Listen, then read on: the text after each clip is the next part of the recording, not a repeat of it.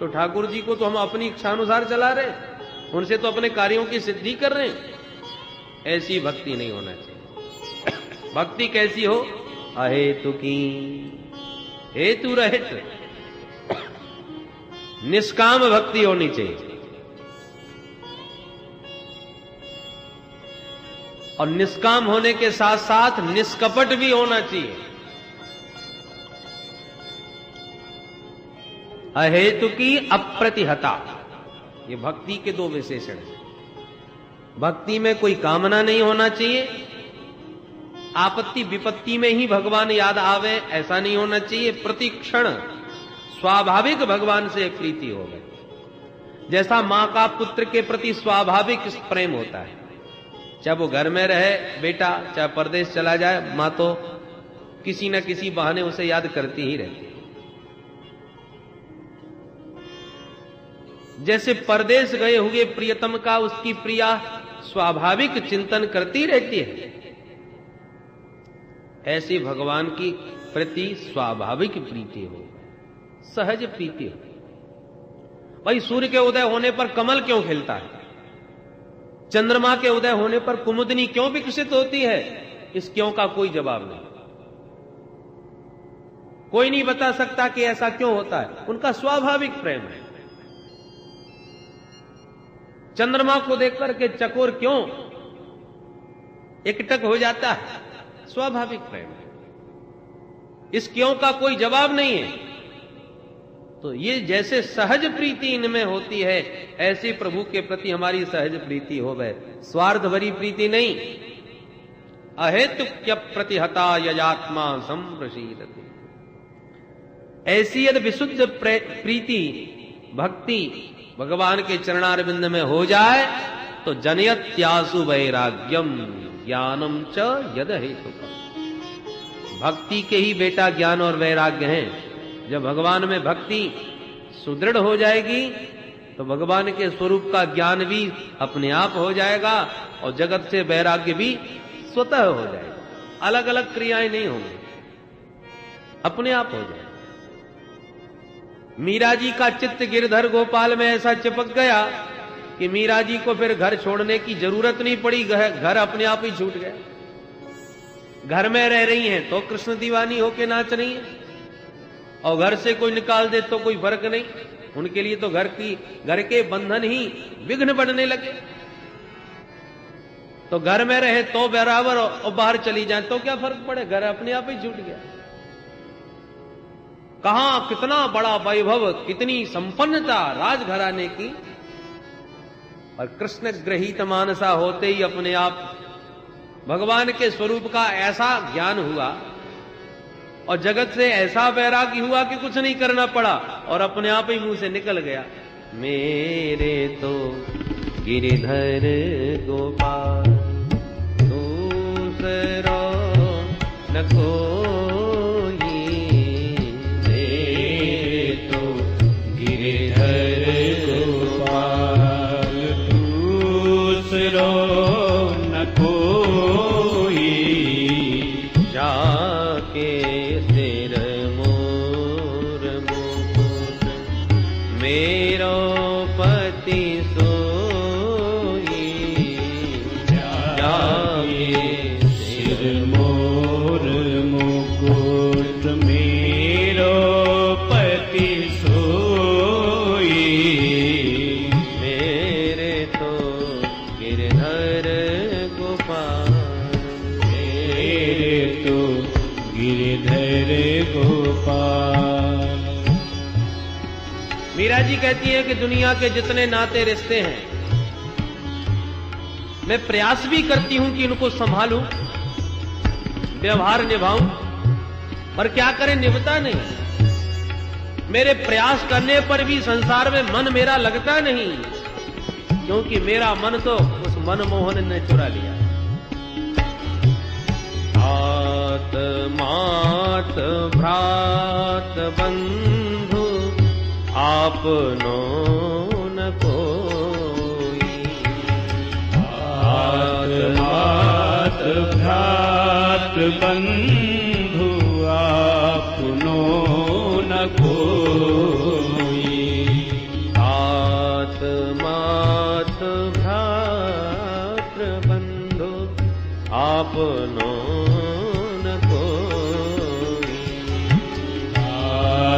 मात भ्रात बंधु आपनो न कोई।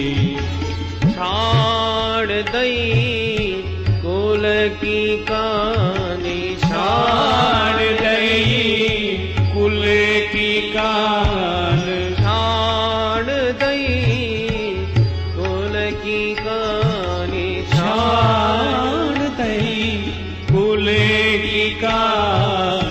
कहा करी है कोई, मेरे तो गिरधर गोपाल दूसरो न कोई।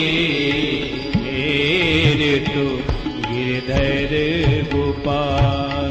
संतन ढींग बैठ बैठ लोक लाज कोई। संतन ढिल बैठ बैठ लोक लाज खोई। स्त्री के लिए सबसे बड़ा त्यागना है लोक लाज का। दुनिया वाले क्या कहेंगे, कोई मेरे बारे में ऐसी बात न करे। मीरा जी कहती है जिसको जो कहना हो सो कहे, मैंने तो ताक पर रख दी। संतन ढिंग बैठ बैठ लोक लाज कोई। संतन ढिग बैठ बैठ लोक लाज खोई। असुवन जल सींच सींच प्रेम बेल बोई। असुवन जल सींच सींच प्रेम बेल बोई। अब तो बेल फैल गई, अब तो बेल फैल गई। अब तो बेल फैल गई, अब तो बेल फैल गई। आनंद फल होई। मेरे तो गिरधर गोपाल दूसरो न कोई। मेरे तो गिरधर गोपाल दूसरो न कोई। मेरे तो गिरधर गोपाल। तो संसार में जो आसक्ति है वो अपने आप छूट जाएगी। कब? जब भगवत प्रेम हृदय में जागृत होगा तब। अरे भाई, कन्या का जन्म होता है, माँ बाप के यहां लालन पालन होता है, तो माता पिता से कन्या की कितनी प्रीति हो जाती है। माँ बाप के प्रति कितना प्रेम उस पुत्री के मन में होता है। कोई पूछे बेटी तुम्हारा घर कौन सा है, तुरंत दिखाएगी। ये कोठी हमारी है, ये गाड़ी हमारी है, ये माताजी हैं, ये पिताजी हैं, ये मेरा भैया है।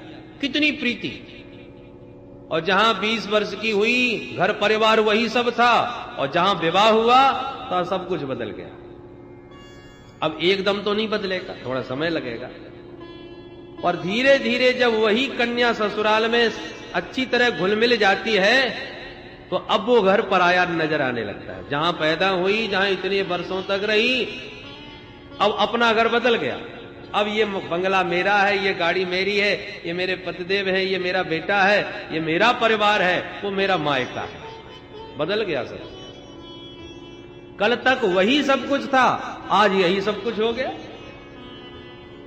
मायके में माता पिता बुला भी लें कि माताजी की तबीयत थोड़ा ठीक नहीं है, बेटी कुछ दिन के लिए आ जाओ, आ जाएगी, 2-4 दिन रह जाएगी, फिर कहेगी देखो घर में कोई नहीं है और बच्चों की पढ़ाई खराब हो रही है और बहुत सारे काम पड़े हैं, अब ज्यादा दिन नहीं रुक सकती माताजी। तुरंत भागती अपनी ससुराल के लिए, क्योंकि अब उसे महसूस हो गया कि वो मेरा घर है। सब कुछ बदल गया। उसी प्रकार जब तक इस संसार में तब तक हम इसी को ही समझते रहते हैं। परंतु कोई सदगुरु की कृपा दृष्टि हो जाए और पाणिक ग्रहण उधर हो जाए तो वास्तविक अपने घर को हम समझ लें कि हमारा घर वास्तव में तो ये है।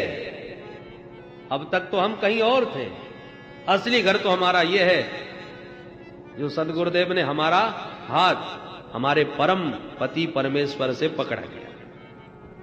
पति ही सर्वस्व जैसे उस कन्या का हो जाता है विवाह के बाद और वो परिवार अपना समझ में आ जाता है, ऐसी सदगुरु उस परम पिता रूपी पति के साथ यमे वही सब वृणुते, जहां उसका वर्ण हुआ तहां अपना घर समझ में आ गया।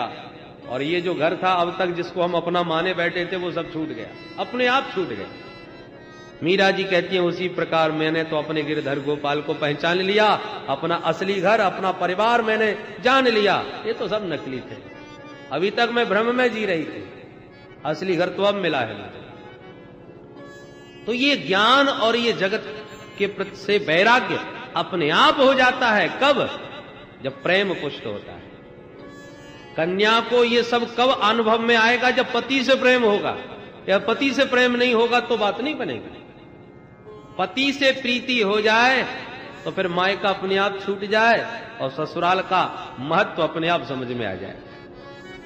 मूल है पति की प्रीति और उसी प्रीति से ये संबंध बनते हैं, विचारधारा बनती है। उसी प्रकार मूल है परमात्मा।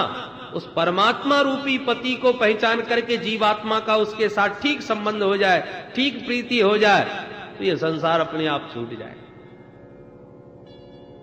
बोलो जय श्री कृष्ण। इसलिए जनयत्यासु वैराग्यम ज्ञानम च यद हेतुकम। हम जितने भी धर्मानुष्ठान करते हैं उन सब का एक ही फल है। क्या फल है? बोले भगवान में प्रेम हो जाए। बड़े बड़े अनुष्ठान कर रहे हैं, पुरस्करण कर रहे हैं, पर भगवान में प्रेम नहीं हो रहा तो श्रम एव ही केवलम, फिर तो पूरा परिश्रम कर रहे हैं। विवाह में लाखों के खर्च किए, खर्चा भय, खूब बैंड बाजे आए, खूब बड़ी लंबी चौड़ी पंगत हुई, डेकोरेशन खूब हुआ, लंबा चौड़ा तामझाम हुआ, पर कन्या का यदि पति से प्रेम नहीं हुआ तो सब विडंबना मात्र है, बेकार है, व्यर्थ है। उसी प्रकार खूब धर्मानुष्ठान हो रहे हैं, ये सब काय के लिए? कि हम अपने प्रभु को पहचाने, उनसे हमारी प्रगाढ़ प्रीति हो जाए। यदि नहीं हो पा रही तो सारे धर्मानुष्ठान श्रम मात्र रह जाते हैं। श्रम एव ही केवलम। धर्मास्वनुष्ठित पुंसाम् विश्वक्सेन कथासु यः नोत्पादयेद्यदि रतिम् श्रम एव हि केवलम्।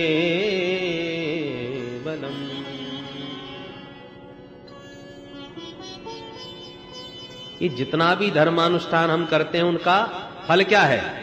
अपवर्ग। धर्मस्य ह्यापवर्गस्य। धर्म का अर्थ ये नहीं है कि हमें बहुत सारा धन मिल जाए। धर्म का उद्देश्य अपवर्ग की प्राप्ति है। धर्मस्य ह्यापवर्गस्य। अपवर्ग माने मोक्ष। मोक्ष का नाम अपवर्ग क्यों है? अपगता वर्गः अपवर्ग, जहां पर कोई वर्ग नहीं। हम लोग कई वर्गों में बैठे हैं, स्त्री वर्ग, पुरुष वर्ग, संत वर्ग, ब्राह्मण वर्ग, क्षत्रिय वर्ग, ये कई वर्ग हैं। पर जहां जाने के बाद सब एक ही वर्ग के हो जाएं वो अपवर्ग। जिस परम तत्व को जानने के बाद, जिसको पाने के बाद सब एक वर्ग के हो जाते। अथवा न पवर्गः अपवर्गः, जहां पर पवर्ग न हो उसका नाम अपवर्ग। पवर्ग माने प फ ब भ म। तो मोक्ष में पवर्ग नहीं है। कैसे नहीं है? प माने पतन। मोक्ष प्राप्त हो जाने के बाद फिर जीव का पतन नहीं होता, इसलिए वहां पा नहीं। पा के बाद फ। फ का मतलब फलाशा, फल की इच्छा। हम कोई भी कार्य करते हैं तो फल की इच्छा करते हैं, या ऐसा करेंगे तो यह फल मिलेगा। पर मोक्ष हो जाने के बाद फिर किसी भी फल की इच्छा शेष नहीं रह जाती। परम फल मोक्ष। इसलिए फा नहीं, बा माने बंधन, प फ ब बंधन। मोक्ष हो गया तो सारे बंधन समाप्त हो गए, सारे बंधन खुल गए, इसलिए बंधन का ब भी नहीं है। उसके बाद भ माने भय। संसार में प्रत्येक प्राणी भयाक्रांत है, कोई मृत्यु के भय से पीड़ित है, कोई शत्रु से, लाभ हानि से, अनेक प्रकार के भय हैं। परंतु उस परम मोक्ष पदवी को प्राप्त हो जाने के बाद समस्त भय समाप्त हो जाते हैं, इसलिए भय का भाव भी नहीं है। और मां माने मृत्यु, सबसे ज्यादा डर तो मरने का है, तो मृत्यु की पीड़ा से भी जीव सर्वदा के लिए मुक्त हो जाता है, इसलिए मां भी नहीं। पतन फलासा बंद भय, मृत्यु जहां पर नाय, पाप भम रहित सो अपवर्ग कहा, सो अपवर्ग कहा। पवर्ग जहां न हो वो अपवर्ग, और ऐसे दिव्य अपवर्ग को पाना ही धर्म का उद्देश्य है। धर्मस्य यापवर्गस्य नार्थोर्थायोपकल्पते। भगवान ने अर्थ दिया है तो धर्म करो, धर्म अर्थ के लिए न करो।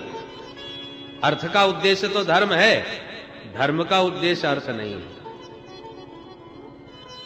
धन से धर्म भी करना चाहिए और जितनी आवश्यकता हो उतना विषय का सेवन भी करना चाहिए। देखो भाई, शरीर पर बिल्कुल ध्यान नहीं दोगे तब भी ये शरीर किसी मतलब का नहीं रह जाएगा, रोगों का घर बन सकता है। शरीर माध्यम खलु धर्म साधनम, तो शरीर का भी ध्यान रखना चाहिए। जितना इसे भोजन की जरूरत है उतना भोजन भी देना चाहिए, सर्दी गर्मी से आवश्यकता अनुसार इसको बचाना भी चाहिए। विषय की भी आवश्यकता है, पर वो विषय इतने हों जिससे शरीर यात्रा सुगमता से चले।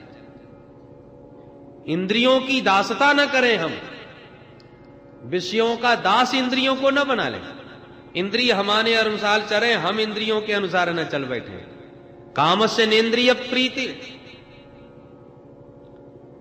इस जीवन रथ में 10 घोड़े हैं और 10 घोड़ों की लगाम स्वतंत्र कर दी जाए तब क्या होगा? घोड़े मुंह उठा के दौड़ेंगे तो रथ का क्या हाल होगा? किसी गड्ढे में गिरेगा कि नहीं, एक्सीडेंट हो जाएगा। पूर्ण नियंत्रण आपके हाथ में उन घोड़ों का होना चाहिए। मतलब हम जो देखना चाहें आंख वह देखे, ऐसा ना हो कि आंख जो देखना चाहे वो हम देखें। हम जो सुनना चाहें कान वह सुने, ऐसा ना हो कि कान जो सुनना चाहे वो हम सुने। हम जो कहना चाहते हैं वाणी वह कहे, ऐसा ना हो कि जो वाणी कहना चाहे सो हम कहें। अनर्गल माने ये घोड़े हमारे नियंत्रण में रहें, हम घोड़ों के अधीन न चलें। घोड़े हमारे अधीन चले तभी तो रथ ठीक चलेगा। तो इंद्रियों की दासता के लिए हम विषय सेवन न करें। अपितु भाई घोड़ों को बिल्कुल घास न खिलाई जाए तब भी घोड़े नहीं चलेंगे, काम ही नहीं करेंगे। और घोड़ों को ज्यादा खिला दिया जाए और स्वच्छंद कर दिया जाए तब भी प्रिय कुछ भी काम नहीं करेंगे, उच्छृंखल हो जाएंगे। इसलिए जीवन में संतुलन होना चाहिए। प्रश्न उठता है कि महाराज शरीर की यात्रा के लिए विषय सेवन करो, इंद्रियों को भी थोड़ा बहुत सुख दो, भोग दो, तो जीवन क्यों धारण करो? जीवन का उद्देश्य क्या है? बोले जीवस्य तत्व जिज्ञासा नार्थो यश्चेह कर्म भी। भैया जीवन का उद्देश्य ये नहीं है कि हमने बहुत सारे काम कर लिए, हमने इतना काम किया है संसार में जितना कोई कर नहीं सका। ये किया वो किया, इतने बड़े बड़े मंदिर बनाए, इतने बड़े बड़े धर्मशालाएं बनाई यात्रियों की सुविधा के लिए। ये सब जीवन का उद्देश्य नहीं। बहुत कर्म कर लेना जीवन की सार्थकता नहीं है, क्योंकि बहुत कर्म करने के बाद भी जब तक तत्व ज्ञान नहीं हुआ तब तक जन्म मरण तो चलता ही रहेगा। इसलिए जीवस्य तत्व जिज्ञासा, जीवन का परम लक्ष्य है तत्व को जानना, क्योंकि उस परम तत्व को जाने बिना जन्म मरण की यात्रा समाप्त नहीं होगी। तो प्रश्न उठता है वो तत्व क्या चीज है? किस तत्व को जानने की बात कर रहे हैं महाराज? तो तत्व की परिभाषा देते हैं। वदन्ति तत्तत्त्वविदः तत्त्वं यद् ज्ञानमद्वयम् ब्रह्मेति परमात्मेति भगवान इति शब्दते। तत्व एक ही है, पर एकम सद्विप्रा बहुधा वदन्ति। उसी एक तत्व को तत्ववेत्ता विविध नामों से पुकारते हैं। ज्ञानियों से कहो तो वो उसी तत्व को ब्रह्म कहेगा, योगियों से कहो तो वही उस तत्व को परमात्मा कहेंगे, भक्तों से कहो तो भक्त उसी तत्व को भगवान कहेंगे। तत्व एक ही है, वही निर्गुण निराकार है, वही सगुण निराकार है और वही सगुण साकार है। बोलो जय श्री कृष्ण। उदाहरण से देखें, बिजली वही है। पहले जब व्यापक थी तब हमारे अनुभव में नहीं थी, पर बिजली तो थी। परंतु वैज्ञानिकों ने यांत्रिक पद्धतियों के द्वारा बिजली को बना के तैयार कर दिया। पहले बिजली निर्गुण निराकार रूप में व्याप्त थी, उसकी सत्ता थी, परंतु अनुभूति नहीं हो रही थी। तो व्याप्त जो बिजली है वो ब्रह्म का स्वरूप है, निर्गुण निराकार विद्युत। पर यांत्रिक पद्धतियों से वैज्ञानिकों ने बिजली को बना लिया, बिजली तैयार हो गई। अब वो बिजली तारों में करंट रूप में प्रवाहित होने लगी, तो वही बिजली का अब सगुण निराकार रूप हो गया। निराकार है पर सगुण है। अब बिजली के तार को हाथ लगा दो तो भयंकर करंट लगेगा, उसमें करंट आ गया, पर दिखाई नहीं पड़ रही आंखों से कि बिजली कैसी है, काली पीली भी कैसी है, उसका रूप नहीं दिखाई दे रहा, पर गुण तो उसमें आ गया। ये सगुण निराकार रूप है विद्युत का। परंतु वही बिजली का करंट जब बल्ब से जोड़ा तो प्रकाश फेंकने लगा। अब बिजली का रूप भी समझ में आ गया। जहां बल्ब जलता देखा तो हमने कहा बिजली आ गई। अब हमें छूने की, सोचने की आवश्यकता नहीं, प्रकाश दिख रहा है उसका। तो जो व्यापक थी पहले बिजली, वो निर्गुण निराकार थी, बन के जब तारों में प्रवाहित होने लगी तो वो सगुण निराकार थी, और बल्ब से प्रकाशित होने लगी तो सगुण साकार हो गई। ऐसे वही जब वो निर्गुण निराकार तत्व था तो ब्रह्म के रूप में था, सगुण निराकार बना तो परमात्मा के रूप में घट घटवासी बन गया, सबका संचालन करने लगा। और वही राम कृष्ण के रूप में दिव्य रूप धारण करके हमारे बीच प्रकट होकर के नाचने भी लगा, खाने भी लगा। तो वही हम उसी तत्व को हम भगवान कहने लगे। बोल भक्त वत्सल भगवान की। यदि वह बिजली प्रकाश के रूप में प्रकट ना होवे तो बिजली हमारे किस मतलब की? प्रकट भी तो होना चाहिए। इसलिए वही प्रकट जब होता है अपना दिव्य रूप बना के, तो वो भगवान हमारे बीच में आंखों का भी विषय बन जाता है। शेष महेश गणेश दिनेश सुरेश हुजाहे निरंतर ध्यावे। पर वही जब प्रकट होके हमारे बीच आया तब ताहे अहीर की छोहरियां छचियां बर छाछ पे नाच नचावे। कहां तो वो ध्यान में नहीं आ रहा था ब्रह्म, और आज देखो ग्वालिनियां कहती है कन्हैया बढ़िया ठुमका मार के नाच दे तो ताजो ताजो माखन खवाऊंगी। तो ठुमुक ठुमुक के वही परम तत्व नाच नाच करके ब्रज मामाओं के मन को मुग्ध कर रहा है। तो भक्तों को परमानंद प्रदान करने के लिए वही परम तत्व प्रकट भी होता है। बोलो जय श्री कृष्ण। अब प्रकट होने के कई रूप हैं, राम जी के रूप में, श्याम जी के रूप में, वराह के रूप में, कपिल जी के रूप में, अनेक रूपों में वो प्रकट हुआ, जिसमें 22-24 अवतार भगवान के प्रमुख हैं। अब रसिकों की अपनी अपनी उपासना है, उसी परम तत्व को किस रूप में वो उनको ज्यादा आनंद आता है। कोई छैल छबीले कृष्ण कन्हैया बहुत अच्छे लगते हैं, तो किसी को मर्यादा पुरुषोत्तम राम जी का रूप ज्यादा भाता है, तो किसी को जटाजूटधारी फक्कड़ बाबा भोले बाबा ज्यादा अच्छे लगते हैं। वही परम तत्व विविध रूपों में प्रकट है, तो मैं कौन सा रूप पसंद है भाई? किसी को पूड़ी अच्छी लगती है, किसी को पराठे अच्छे लगते हैं, तो किसी को फुलके में ही आनंद ज्यादा आता है। दाल रोटी खाओ, प्रभु के गुण गाओ। अब अपना अपना स्वाद है ये तो रसिकों का। कोई कहता है कहां फुलकों में, अरे बढ़िया पूड़ी छनछनाती, भाई आनंद कुछ और है। कोई कहता है अरे आलू डले परामठे बड़े गजब के लगते हैं, भैया खा के देखो, अपना अपना टेस्ट है। और फिर परामठे के भी कई भेद और पूड़ी के भी कई भेद, हरी पीली पूड़ियां भी तैयार हो जाती। तो ये अपना अपना स्वाद है। तुम्हारा रस जहां, उस ट्रेन में बैठो जो हमारे घर हमको सबसे जल्दी पहुंचाए, पास वाले स्टेशन पर उतरे, जहां से घर निकट पड़े वो ट्रेन आपके लिए सबसे बढ़िया। अब शताब्दी में बैठे और हमको पहुंचना है मथुरा, तो हम क्यों बैठेंगे? या तो आगरा उतरना पड़ेगा या दिल्ली, मथुरा तो रुकती ही नहीं, तो हम क्यों बैठे? हम तो ऐसी ट्रेन पकड़ेंगे जो सीधी हमें मथुरा पहुंचाए। तो आपका चित्त जिसमें रमता हो वो परम तत्व विविध रूपों में प्रकट है। तुम्हारा चित्त जहां रमे वही तुम्हारा परमात्मा, वही तुम्हारा भगवान, वही परम तत्व है। जहां भी खोदोगे पानी वही निकलेगा। सारी धरती पानी में स्थित है, पर 5-5 फावड़े 50 जगह मारने से पानी नहीं निकलने वाला। एक ही जगह लगातार खोदते जाओ तो पानी प्रकट हो जाए। तो परमात्मा तो सार्वभौम है, सब में है, कण कण में है, घट घट में है, पर तुम्हारी निष्ठा जहां केंद्रित हो जाए, प्रहलाद जी की निष्ठा एक खंबे से भी प्रभु को प्रकट कर देती है। तो हरि व्यापक सर्वत्र समाना ठीक है, पर प्रेम ते प्रकट होए। तुम्हारा प्रेम कहां पुष्ट हो जाए, परमात्मा वहीं से प्रकट हो जाए। नामदेव जी ने कुत्ते से ही भगवान को प्रकट कर दिया।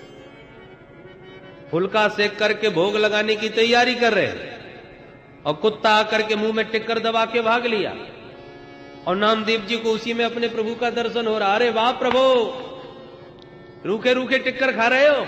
अरे जब आपकी कृपा से घी है तो जरा चिपड़ के ही भोग लगाई। घी की कटोरी लेके पीछे पीछे भागने लगे, तो भगवान उसी स्वान शरीर से प्रकट हो गए। बोल भक्त वत्सल भगवान की तो प्रेम ते प्रकट होए में जान।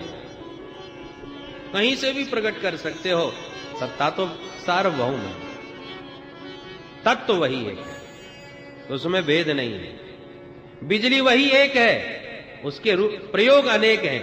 बल्ब से जुड़ के प्रकाश दे रही है, पंखा से जुड़ के हवा दे रही है, हीटर से जुड़ के गर्मी दे रही है, कूलर से जुड़ करके शीतलता दे रही है। तमाम उसके प्रयोग हैं अनेक, पर तुम्हें किसकी आवश्यकता है? बिजली को वही फिट करना। बिजली की भेद से कोई भेद नहीं, सब एक ही बिजली है। आवश्यकता अनुसार जहां तुम्हारी उसकी उपयोगिता सिद्ध हो गए वही आपके लिए सबसे बढ़िया। बोलो जय श्री कृष्ण। यदि उस परम तत्व को ठीक से जान लिया, उससे क्या होगा?